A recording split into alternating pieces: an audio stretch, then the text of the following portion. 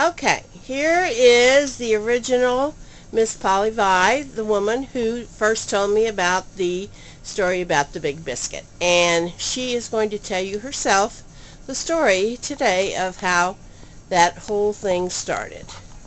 Okay, let me get up close. All right, Paul, could you tell us the story, please? I will tell the story. Long ago, much longer than I would like to think, I was a little girl. I went to a real elementary school in Pinellas County called North Shore Elementary. And at North Shore, just like every other school, children went to lunch. However, there were some differences in lunch today and lunch of long ago.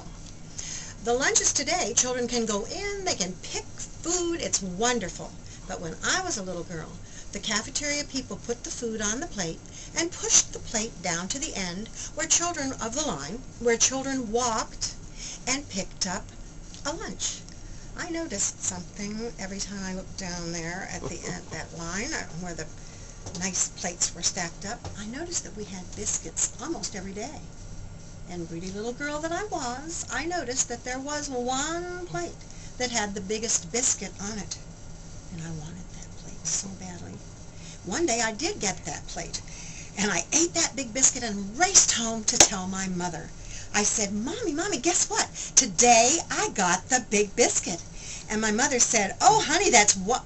Oh, she started to say wonderful, but she stopped because she realized that her little greedy girl wanted to have the big biscuit every day.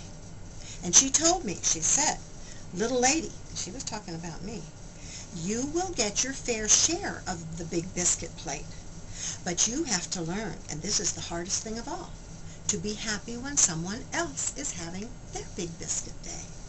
Well, from then on in my family, anytime anything special happened, like I got to go over to Janine's and spend the night, or we went to the animal farm, which used to be on 4th Street, or, as I say to children today, you go to Disney World, or you get to go to the park to play. Those were big biscuits. And my mother would always say, look, you're having a big biscuit day.